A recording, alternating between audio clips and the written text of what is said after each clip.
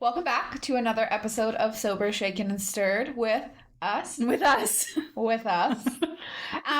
Last week, we did a bunch of questions that we looked up and drummed up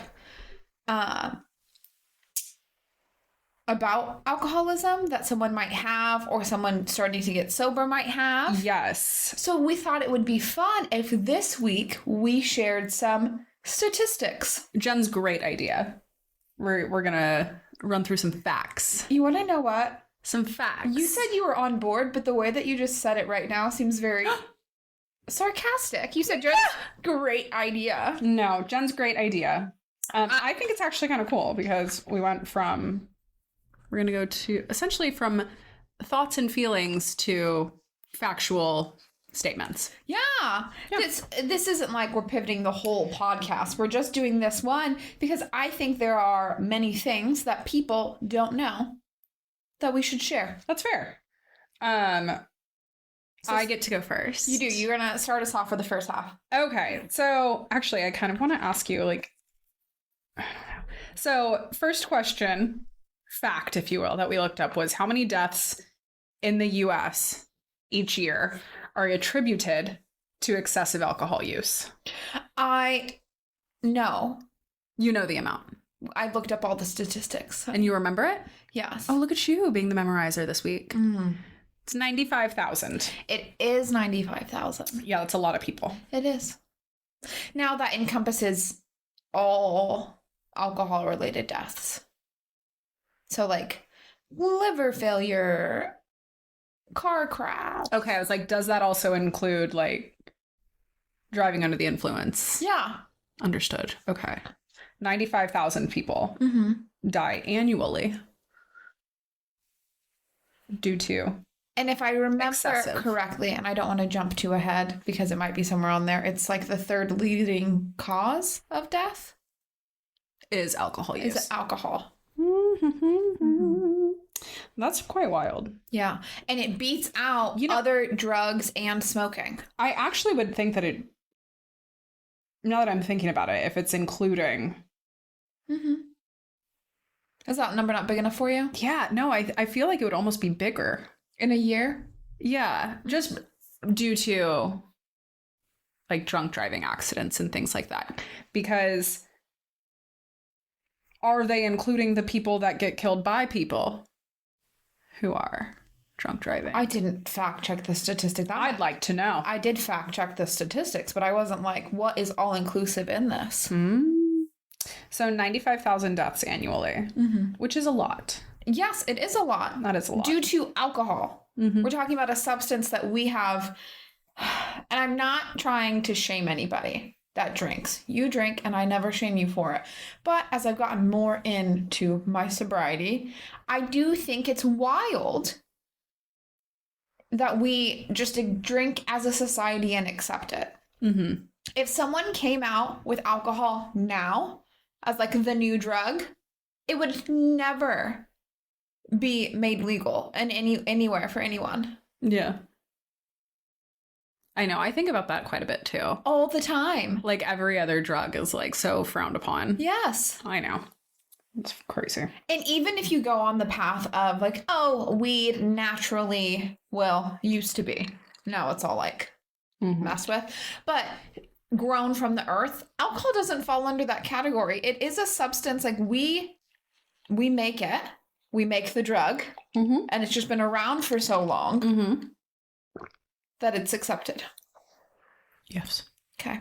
That was there you go. Got on a soapbox. I'm sorry. So, generation that is currently drinking the least amount of alcohol overall. This did not shock me. This didn't shock me either. This didn't shock me. Gen Z. Good job, Gen Z. Good job. When you think about it in your brain, I think of millennials as we wanted to change the world, but we were unwilling to give up our coping to do it. Like, we wanted to do both. Yeah. You know what I'm saying? Yeah. Like, we wanted to drink about our trauma and also fix the things that caused our trauma. Yes. And Gen Z just wants to fix the things that caused the trauma. Yes. That is fair. I think that Gen Z is taking a step out of like societal norms and putting a lot more weight on their physical health, mental health, prioritizing, I would even say like fitness. Mm-hmm. There's a whole movement. There is another thing, and it's not on there because it wasn't really a statistic. It was just kind of like one of the main reasons for Gen Z also is phones are in everyone's hands now. Yeah. So you can't just get drunk at a party on a Saturday night and it go away. Mm-hmm. It's forever. There is photographic and video evidence. Forever. How you show up. Yeah. In social settings can be, I mean, we have photos in high school, but how many videos do we have from our generation in high school? Well, and videos and stuff like that can also be detrimental to your career, your future at all. I know, which we never had to really concern ourselves with. Mm-hmm. Ever. I didn't think about that, but that's a really good point. And that's changed. So our generation also, it was more so then what you posted online. The photos got broader. They reached a broader audience. Oh my gosh. When we used to go to parties and then make a MySpace photo album. Mm-hmm. With every single photo. With every photo that you took that night. You didn't even edit through and pick. No, you didn't. Every single one. All 235. They all went into that album. And it was like 4, 6, 2010, and then you just put like the date on it. Yeah. And then people could go through and be like, look at these 18 photos standing in the same position in the bathroom. Oh, third person joined. Oh, this person left. It's the exact same photo. Yeah. Yeah. Yeah. Mm-hmm. So luckily they do edit now, but also on top, I don't mean edit the photo, I mean edit what they put into the world. Mm-hmm. They also have to think about that more on how they hold themselves. I would have been so afraid for like my teachers and adults to know how I was acting as a teenager in high school. Yeah. With just my close circle of friends. Because I was drunk all the time.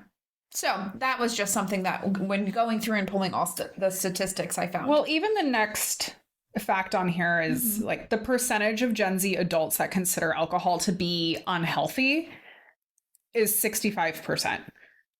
Gen Z adults. More than half of that age range thinks that it's unhealthy, not good for you. Except, I mean, I don't know if anyone thinks that it's healthy for you, but like detrimental to your health. I think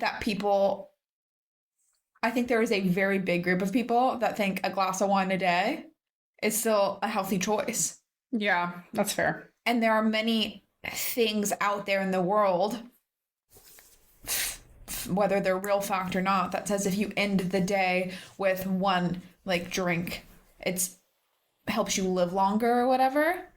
But that plays more into people with set routines live longer. Just because you have a drink in your set routine isn't the thing that's helping you. Does that make sense? Okay. People that have the same, like a nightly tradition or a day tradition, they live longer statistically. Okay. Have we never talked about this? No. Okay. Enlighten me. Tell me more. So they live longer statistically. So there is some, I don't believe it to be true, but there are some things out there that says, so if you have a glass of whiskey, like a nightcap every night, right? That's not going to make you live longer. It's part of the routine thing. Like studies have shown it could help you live longer, but you having the routine is what helps you live longer. Who's doing this study? That's why it's not fact. It's just something that people put into the world. Interesting. Propaganda from the alcohol companies. You know. I had another thought and I forgot it. What was the last statistic? 65% of people. 65% of Gen Z adults consider alcohol to be unhealthy, even in moderation. What I was also going to say is there's the people who think it's healthy, and then I genuinely think there's people who think neither here nor there. Oh, like it's just... Yeah. Interesting. That's like saying, I don't know if I want to make... I mean, anyone can do a Google search. Look up what alcohol is. It's not healthy for you. Well, it's It's ethanol. Yes. We put ethanol in Correct. our body. Yes. People don't know that. That's wild.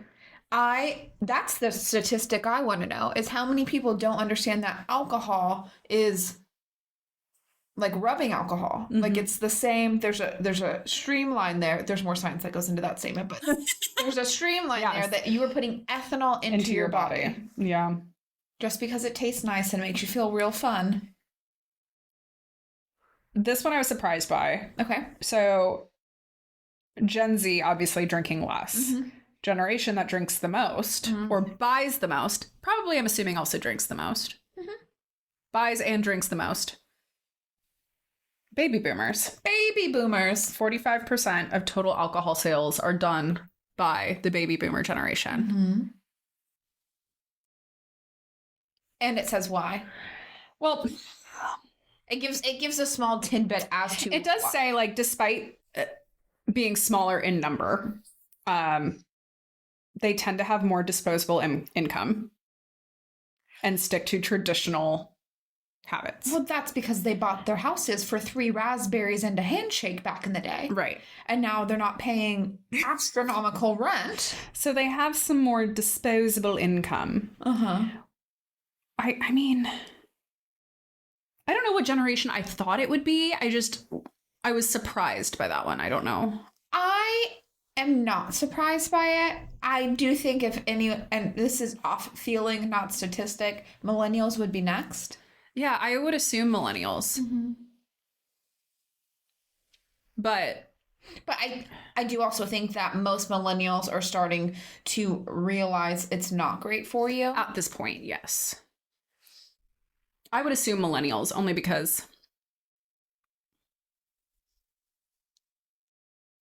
to your point, what you made earlier is we wanted to fix the generational trauma, but we also wanted to mask the generational trauma. Yeah. With alcohol consumption. Yeah.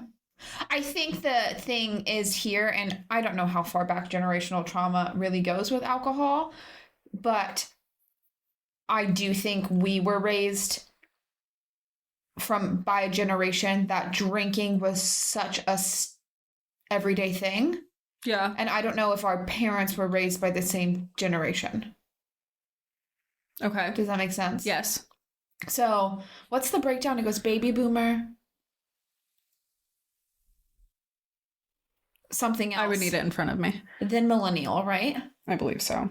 Like our parents aren't boomers. No. Our grandparents are boomers. Yeah. So I do think our parents and us were really the people that started to see and realize that drinking every day isn't okay. I don't know that baby boomers saw that. I don't think they were looking at their parents and coming home and being concerned. I want to deep dive into this a little bit more. I'm going to have to do some research. We might be back with the second episode. I'm going to have to do some research on that. We have a lot of things that we're supposed to be coming back with. We were supposed to take personality quizzes, and we never did. But we have reporting, so we'll have to come back with that as well. I don't want to pivot too much, but I would like to say we got off of that podcast and I lost my darn mind.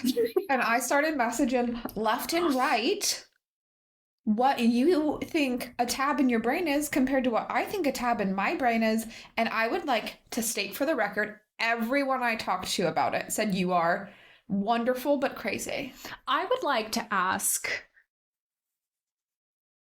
someone who thinks like me. I know who you're thinking of. Yeah. I know who you're thinking of. Trisha Lee. Oh my gosh. I'd like to actually, you know what? I'm going to do that. I'm going to text her after this. Okay. Anyway, percentage of U.S. adults aged 18 and older that reported binge drinking in the last 30 days. The percentage, 24%. 24. I was going to guess 30. I don't remember. 24% have reported binge drinking. Now, we started to dive into this earlier because I think there are different opinions on what binge drinking is. So, binge drinking is considered different for men and women. Yes. Okay. I knew that. So men is 5 drinks in a 2-hour period. Yep. Women is 4. But what is a drink? See, I didn't know the answer to that. I mean, I was correct in what you said, but I was just like, it's a drink. A drink's a drink. Obviously, we know if you're doing an ad shot, if you're doing a double. Yeah, like doubles. But do you consider a double as, oh, I had 1 drink? Or no, that's 2 drinks. Not everyone considers it that way. That's if you're doing it's a double. But it's 2 drinks. I do understand the math. Yeah. Math is mathing. What I'm saying is when you go, oh, I only had 3 Jack and Cokes tonight. You aren't saying, well, I actually had 3 double Jacks and Cokes, so I had 6 drinks. You say, I only had 3 drinks tonight. Is that not factual? No, I do say that. Only because the place that I usually go to, they only serve doubles. Like, that's just what it is. The standard. It is the standard. The standard is promoting binge drinking. Yes. Okay. Yes. And also on there, so it says 1 12-ounce beer is 1 drink. Mm-hmm. A 5-ounce pour of wine is 1 drink. Okay. So when you think if you are drinking within a 2-hour time span, 4 drinks. Or I guess if you, in a 2-hour time span, if you have 2 Jack and Coke 2 doubles, double Jack and Cokes, you binge drink. Yeah. Which, to me, that does sound weird. But that's what, so scientifically, yes, that's what it means. And so maybe societally, we don't think that's standard, but scientifically, binge drinking means within 2 hours, you spike your alcohol level to be higher than 0.08%. That's very low. Yeah.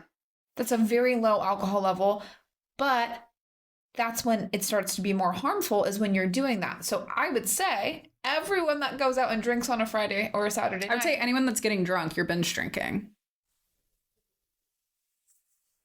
Correct. Yeah. So just to clarify what binge drinking is, because I had said also, how did I say it to you? I don't think... Basically, what I was saying is I don't think people know they're binge drinking. And if you ask them, oh, are you a binge drinker? They're going to be like, no, I just go out on the weekends. I don't binge drink. But that's what that means. Unless you are genuinely going out for like 5 hours and having 3 drinks that whole night. Which, I mean, maybe other people are. But no one that I used to go out with was. Well, I'm also just thinking about like the shots with a drink. Oh my gosh. Yeah. Order a drink, get a shot on the side. That can add up very quickly. So I honestly think of butter every time. Yes. Butter's a bar. I'm pretty positive we've talked about butter. Okay, but for those people who maybe haven't heard of the episode, I'm not talking about the food. Well, butter is a bar in San Francisco. And they have a drink, and it's called a shotgun wedding. And you get a shot and a beer. Yep. And whenever we talk about shot and a beer, I think about shotgun wedding and butter. Yeah. But to continue on, binge drinking facts. Okay, yes. Next one being, among binge drinkers in the US, what percentage engage in high intensity drinking? Which is consuming twice the binge drinking threshold. So technically, high intensity drinking is worse than binge drinking. Correct. Consuming twice the amount. And approximately 28.7% of young adults aged 18 to 25. So I was high intensity drinking at 15. So twice the binge drinking threshold would mean 8 drinks in 2 hours. I'm not saying every time I drank at 15, but I have taken a good amount of shots in a 2-hour period. Yes. Before I was in the thick of it. Mm-hmm. I'm thinking of a very specific memory that ruined Silver Jose Cuervo for me, where I drank half of a fifth and blacked out and woke up on the sidewalk outside. Yikes. That was my senior year in high school. I think this is interesting only because when I hear high intensity drinking, I don't think that that's worse than binge drinking. To me, like, binge drinking is like the top tier. Okay. In my brain, that's like how... I think the term binge drinking is used to encompass all of it. And when you think of binge drinking, you also don't think of the definition we just gave you. Right. You think binge drinking is the high intensity drinking. Is someone taking 8 shots in 2 hours, drinking 4 double Jack and Cokes. Yeah. Trying to forget the planet they're on. Which, I mean, to be fair, I think that... To be fair, I think that everyone at some point has, if you drink, has high intensity drink.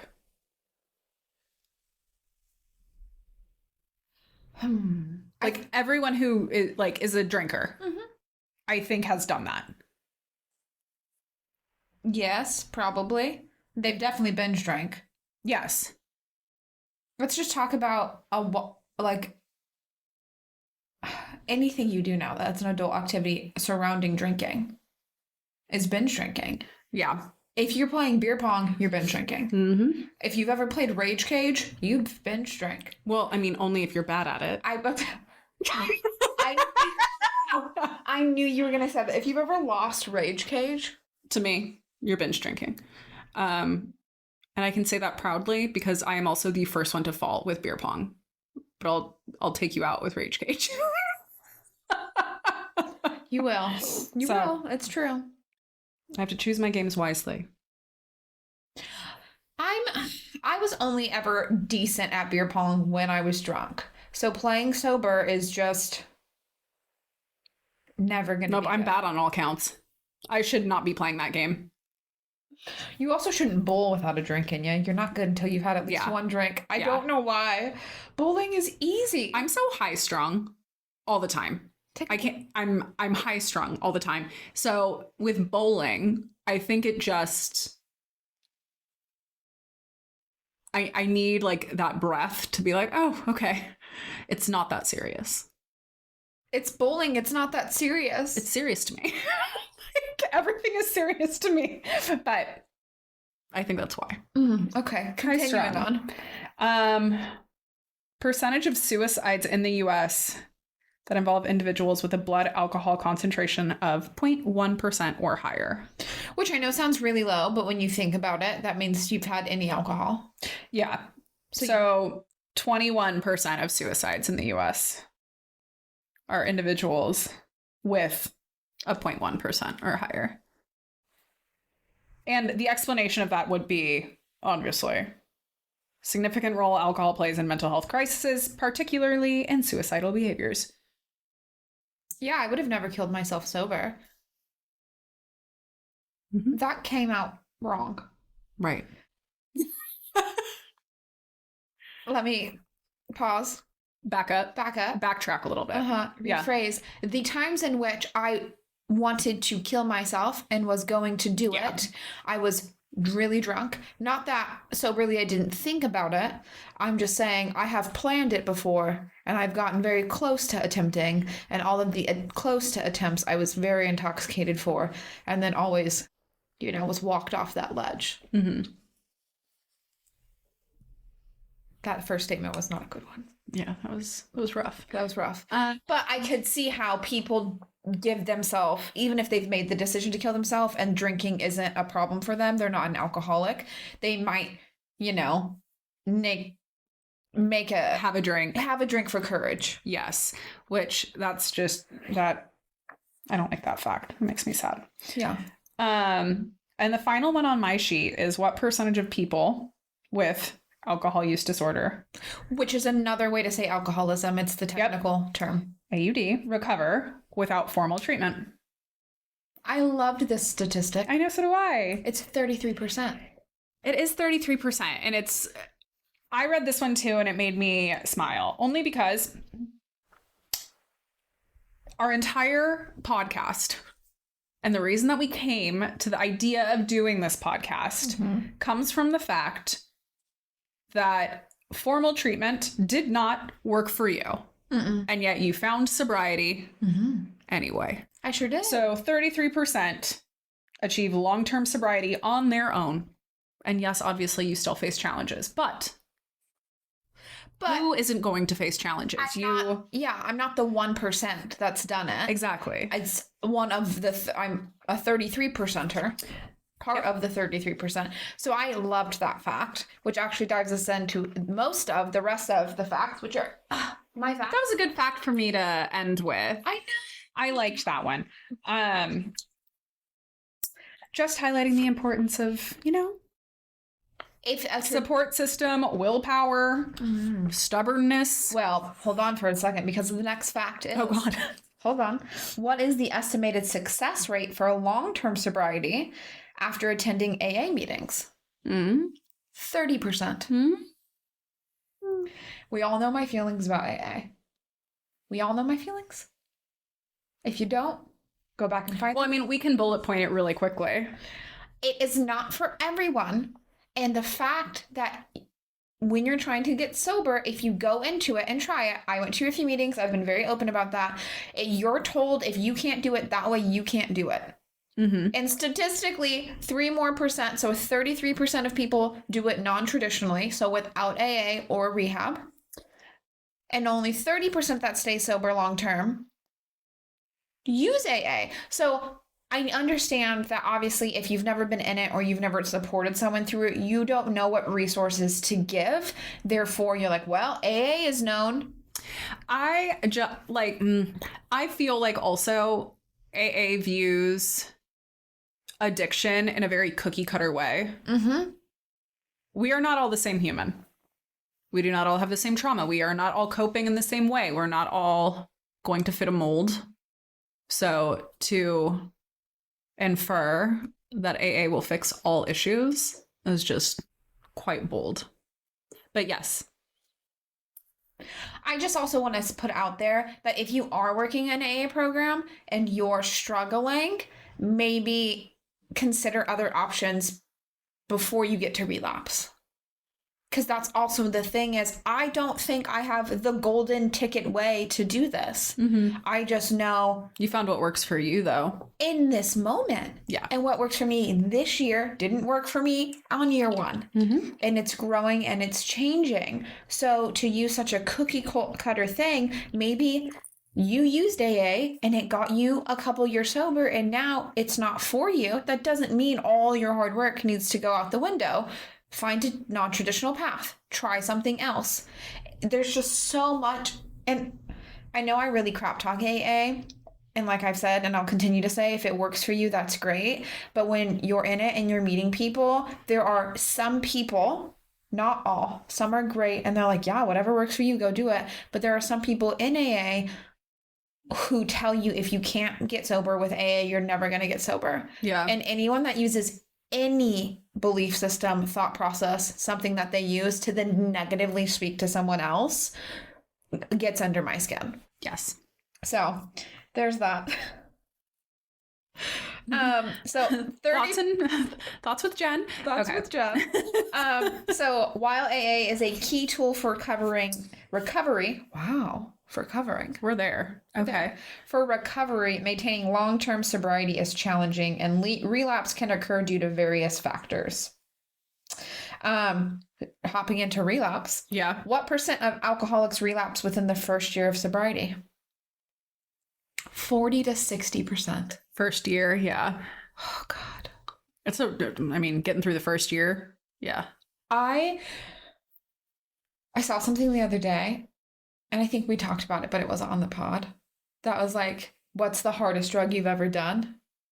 And the girl says, sobriety. Because let me tell you, that first year of sobriety you are a shell of a human being. It's excruciating.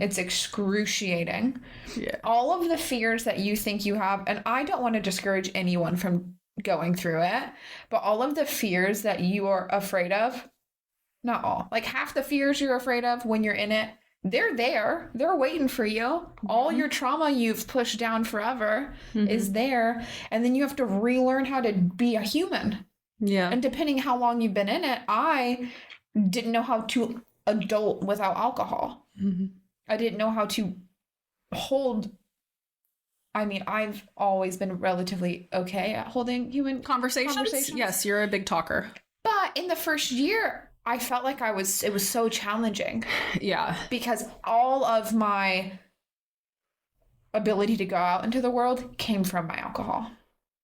So I had thought. So I had taught myself. Mm-hmm. So in that first year, everything you think you know about yourself is a lie. Or it isn't, and you have to learn what is or isn't true. So that statistic, honestly, I thought it was going to be 90 when I looked it up.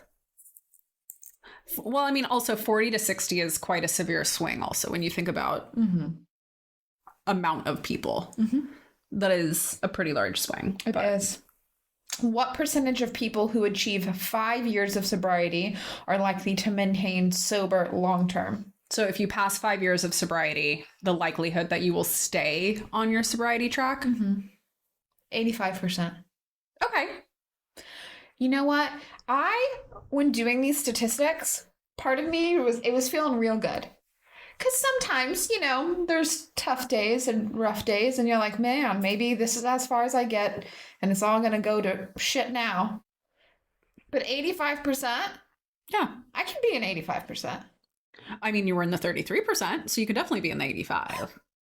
Yes, I'm just saying is sometimes when you're having a rough day and you're as far in as I am, which both seems like a really long time at 6.5 years and also seems like no time at all. Yeah. You think, how am I having another rough day? But, you're just... I think at the point that you're 5 years in, a lot of, if you were someone that was using alcohol to cope with past trauma, you have now, at 5 years in, faced that trauma. So obviously hard days happen, but after that long in, you've found the tools to... The coping skills? Combat. That's the reasoning. Yes. It's that. Look at me. You have the coping skills to combat your bad days. Whereas in the first year, everything is so new. And for a lot of people, you're feeling for the first time, like what your actual emotions are. And that can be very scary. What's crazy is I thought I was having feelings, lots of feelings, when I was drinking. But they were irrational feelings. Yes. So then you come back to rational thoughts, just as heavy of feelings. Yeah. They just are legitimate. Right. Okay, I get it. You were there. You were on the roller coaster also. Yeah. But it does say on here, that's the reason, right? Reaching 5 years of sobriety significantly reduces the chance of relapse as individuals develop stronger coping skills and a stable support network. What do I say all the time? Boundaries, right? Also coping skills. Know your support system. Know your support system. Know it. Make it bigger if you want to. Keep it at a few people. Do whatever you got to do. A therapist should probably be a part of it. What percentage of alcoholics relapse after 10 years of sobriety? Oh, God. After 10 years? That better be a small number. 15. No. Was that bigger than you wanted it? Okay. That makes sense. Because 85. 55. Yeah. But, okay. It's not that big of a number. I think after 10 years it is. I think because once... Hold on, I had a burp and let me collect myself. I did. I didn't want to burp while talking. Are you collected? I am. Okay. Maybe. I lost it because I talked about the burp. Okay. Hold on, it's going to come to me. What I think is after 10, I don't know that I'm ever going to get to a place where I'm never going to have to think about it. I know that's a goal in my brain, but it's an unrealistic goal. And so I've never set it actually, Mm-hmm. like that's the dream goal. The dream world is that I never think about alcohol and it just goes away and I don't ever have to think about it or talk about it or feel about it ever again. That's never going to happen. Yeah. But it's always there. So I think if you do get 6 years, 10 years, 15 years in, and you're like, well, I don't really have to try anymore because I've done it for so long. Yeah. That puts Or you you get 10 years in and you're like, okay, I think that I could probably. You can't believe the voice. Yeah, I know. Like, oh, I could probably handle just like a casual drink at a wedding or whatever every once in a while. I think that that could be the 15% too. It's like, I've been doing this for so long. I know what my body can and cannot do. And what I also want to say is I hate the word relapse. And we've talked about this too. It is something that I go back and forth. It's something that scares me, but it's also a term I really despise because if God forbid, or gosh, whatever, if something happened and I had to drink alcohol and I would go, oh my God, oh no, shouldn't have done that. Yeah. And then I tell you, and then we move on. Okay. Why do I have to tell the whole world? Yeah. Why do you have to be like, I relapsed, I have to redo my whole thing? And that's another thing about AA is like, you have to be like, oh, okay, here I am on day 1. But in my mind, you're not on day 1, you're on year 10 and you had a hard day. Now, if you go and you drink for 6 months, you know, you probably shouldn't be like, oh, I'm on year 10. But yeah, if you take a sip of alcohol, I'm not just saying a sip, but you intentionally go and you're like, no, and you have a drink and you go, this isn't what I want. Mm-hmm. I've made a mistake. I don't consider that relapse. Yeah. I consider that you having a trying day and you learning from it and moving on. Yeah. My brain turned off in the middle of that sentence and I saw you see it happen. But we're here. We're here. How many alcoholics receive formal treatment at a rehab facility or an outpatient program?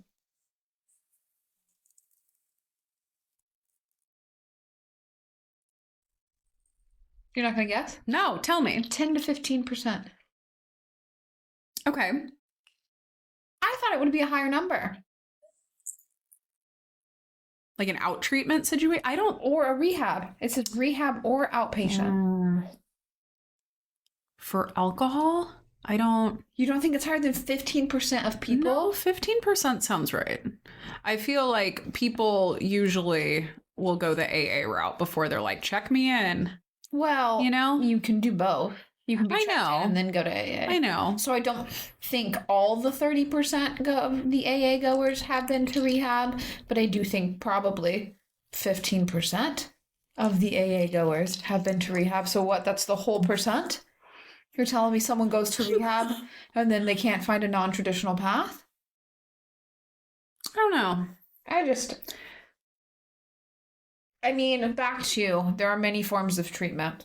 Yeah. Now, what I would say is this isn't how many alcoholics who attempt to get sober.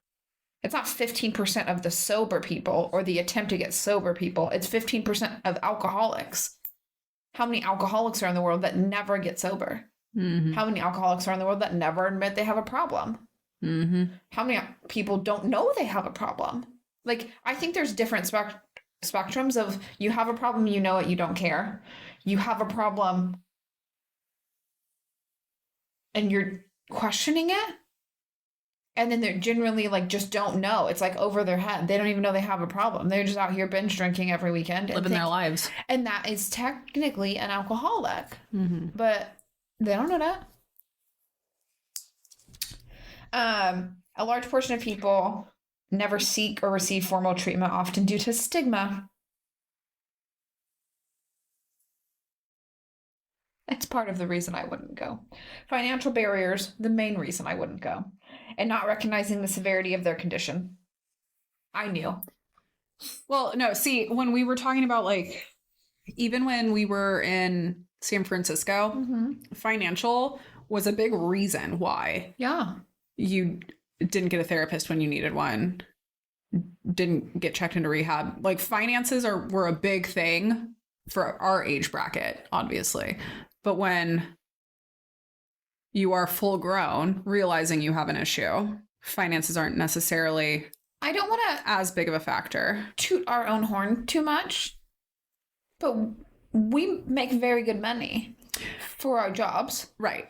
We could afford rehab for me if I needed it. Oh, now, yes. The regular modern day family right now could not afford to pay for rehab and lose the income from that person. Yeah.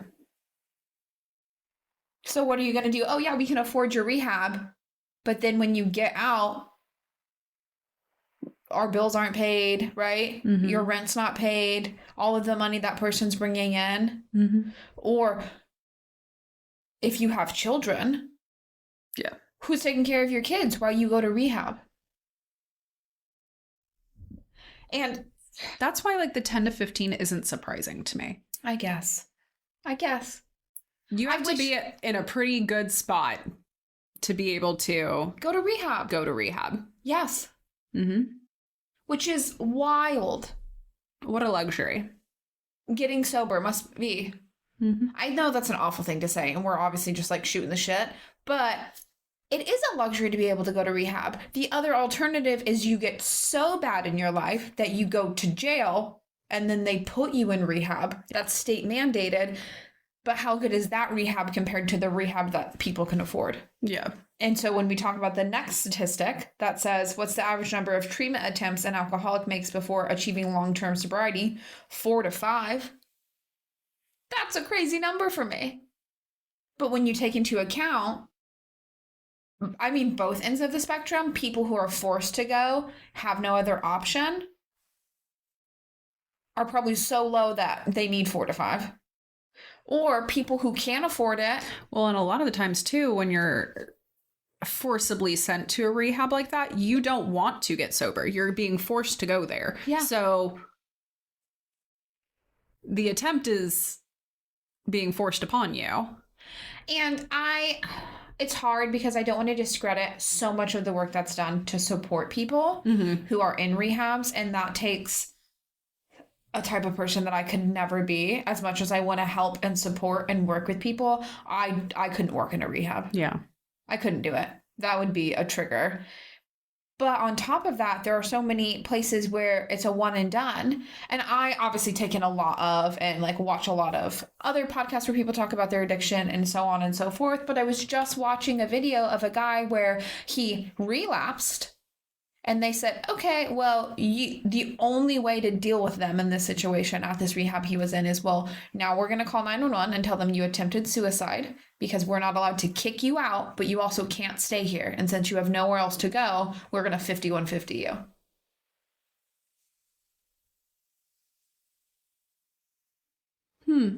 And there's so many like wild stories out there. So I'm like, of course the attempts aren't working of going to rehab because then you're put into these situations you don't want to be in. Yeah. Forced to stay there. So you're not, it's a whole awful situation. Sometimes I also know rehabs do work if you work them, if you're meant to work a program. If I was sent to a rehab, I would have failed. Yeah. Because if I was forced to do AA, I would have failed.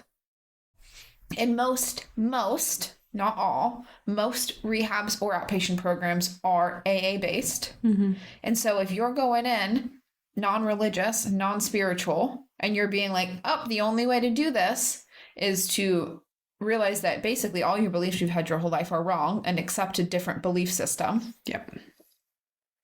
Goodbye. And maybe you're like, yeah, when I'm in it every day and I'm being forced to do it and my life's being paid for, taken care of. That's very easy to stay on a program. But then when you get out and you have to go to work or do live your life again and live your life and go back to the place you lived that maybe was an awful situation or whatever that looks like, of course you relapse. It's like, this is also a crazy analogy. It's like dating shows. Okay. Of course your relationship was great when you were living on that island with no job, no worries, didn't have to think about bills. Love is Blind. Yeah. Bills or money or nothing. The whole outside world isn't constantly running around you. And then you go back into your normal world and you go, this actually doesn't work for me. Well, no duh, you've been living on an island. Both physically and mentally on vacation. So I think that rehabs can be the same way. But instead, if you find a non-traditional path, I'm going to keep pushing it forever out into the world. I'll just keep saying it. Hey guys, Jen thinks that. I'm just saying you should find something that meets you where you are. Mm-hmm. If I am not in a place where I'm going to be able to pay for rehab forever and go to AA meetings twice a day for 30 days, oh my gosh, that would never happen. With my job right now, that would never happen. If my sobriety meant that I had to be in 2-hour-long meetings every single day, I would relapse because the moment I missed a meeting, I would feel like I would failed. Might as well just mess the whole thing up and drink anyways. Mm-hmm. You know, I'm feeling feelings today. I could tell. Okay.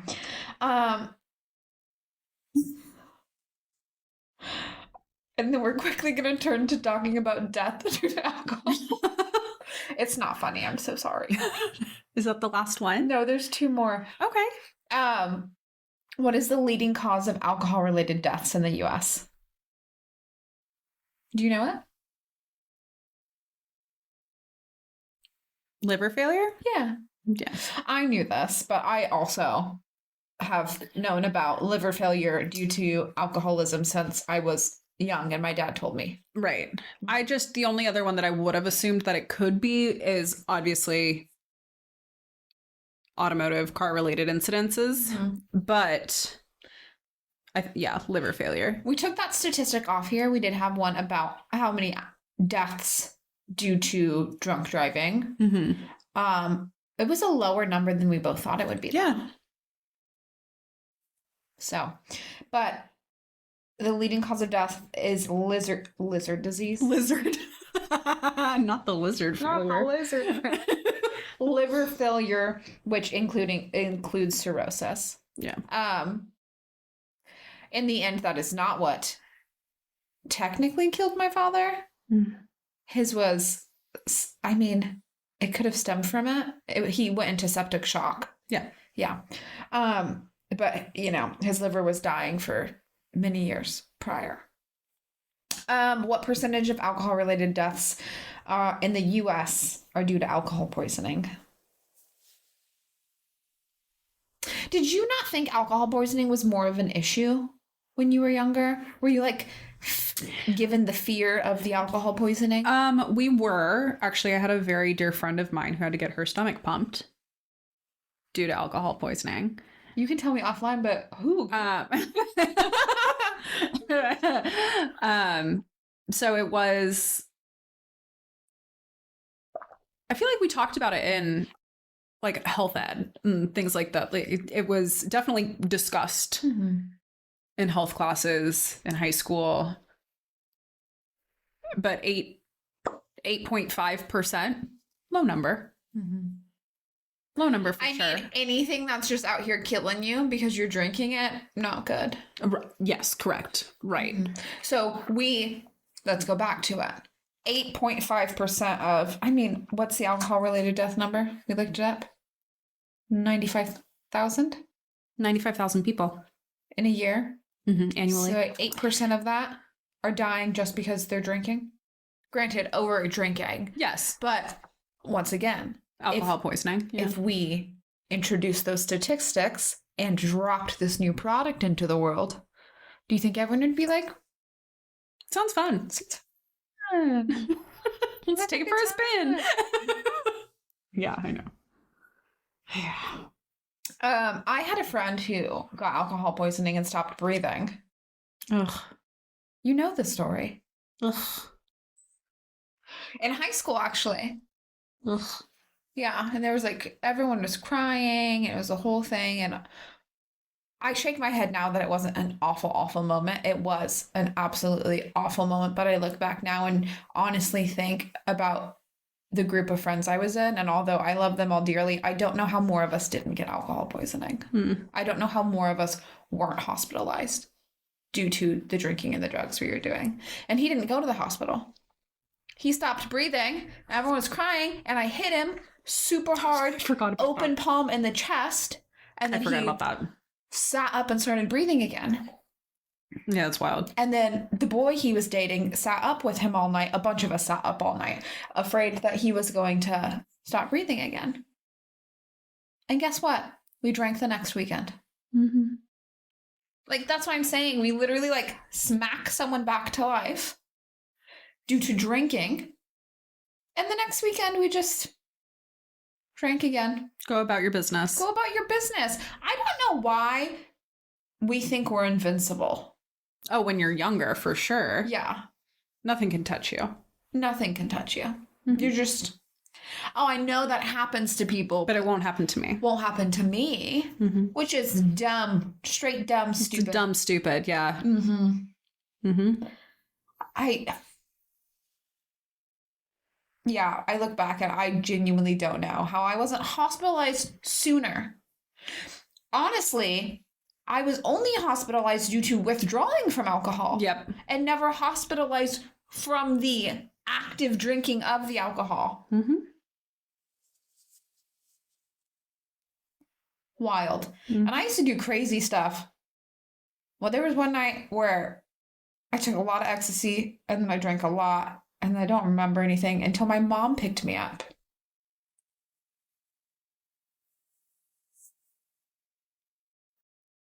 Crazy. I don't know, man.